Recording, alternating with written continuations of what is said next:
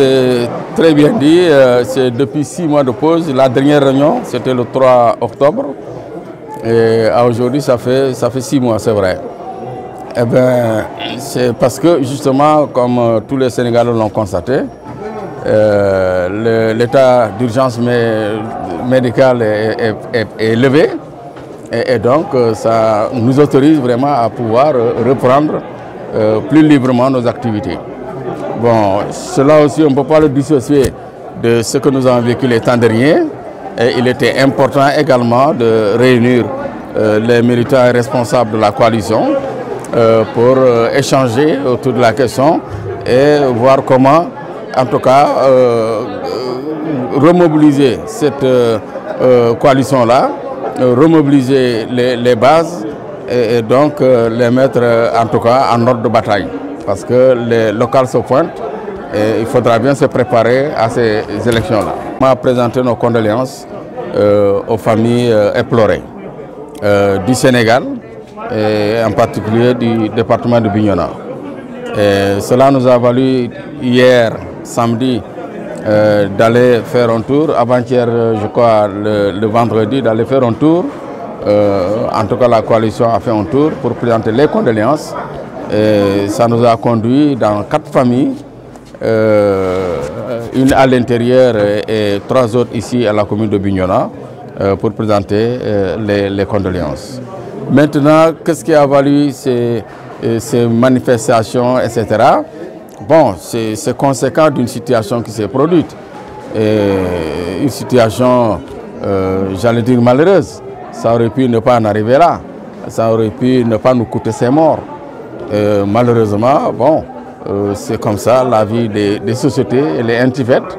Il peut arriver des moments où on ne contrôle pas les choses, ça nous échappe, ça échappe à tout le monde et on en arrive à des situations du genre.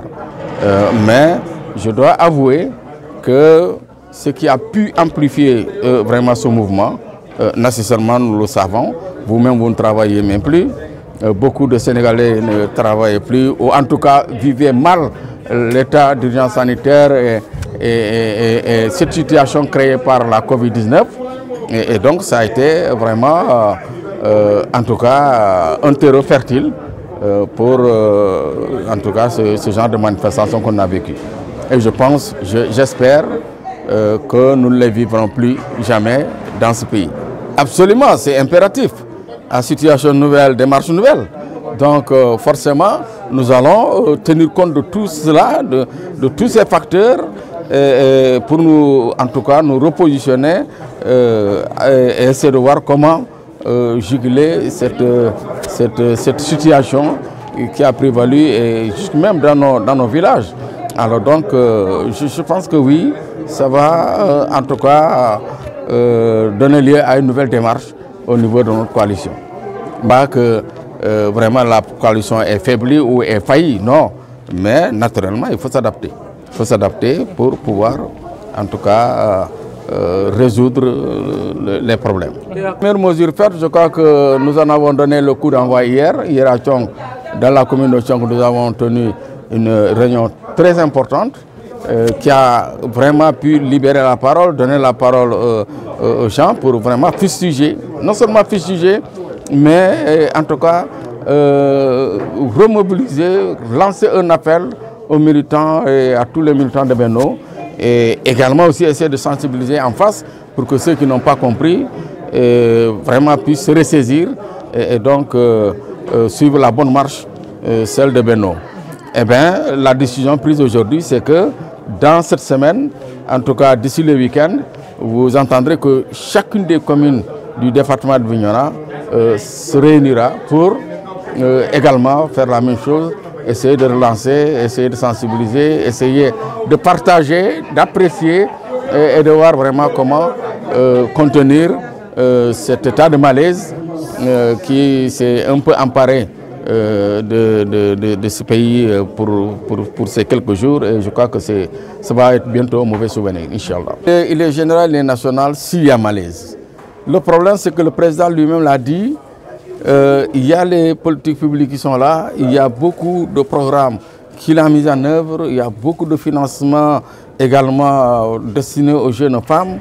Je ne serai pas là à les citer, mais ils voient que c'est insuffisant. Et naturellement, la réaction serait tout de suite de dire 350 milliards sur 3 ans. Et la première année, 150 milliards. Alors donc, moi je pense que déjà, c'est une réponse vraiment forte. Ça, c'est en sus de ce qui était là, de ce qui se faisait. Alors donc, vous comprenez que l'emploi des jeunes aussi, il faut qu'on le dise entre nous. Il faut qu'on le dise entre nous. Vous qui m'entendez au micro, ce n'est pas l'État qui vous a donné ce travail. Donc, c'est l'économie qui crée le travail. Et aussi l'initiative. Tous ces programmes, les DER, etc., c'est pour susciter l'auto-emploi. Mais sinon, l'État ne veut pas. La fonction publique va prendre peut-être 1000, 1500, et puis ça y est. Le reste, c'est le privé. Et sinon, c'est l'auto-emploi. Et c'est ça qui justifie tous ces programmes que l'État a mis en place pour vraiment permettre aux jeunes vraiment de pouvoir entreprendre. Nous lançons plutôt l'appel aux moins jeunes. Parce que ça ne peut pas s'expliquer que ce soit des tout jeunes qui soient devant, qui étaient des victimes. Ce ne sont que des tout jeunes. Où sont les autres? Ils auraient pu même être quand même égratignés, au moins. Comprendrez qu'ils étaient dans la foule, dans la bataille, dans le truc.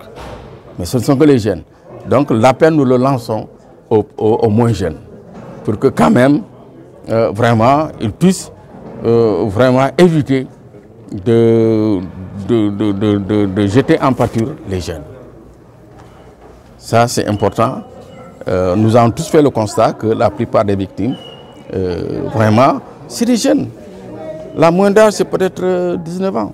La moyenne d'âge, si on doit faire une moyenne. Alors, et les autres? Et les autres? Comprenez qu'il y a parmi eux des gens qui étaient blessés, etc. On comprendrait qu'ils étaient là à la bataille. Mais vous étiez où? Que ce soit des bambins, des tout jeunes qui étaient des victimes. Seulement eux.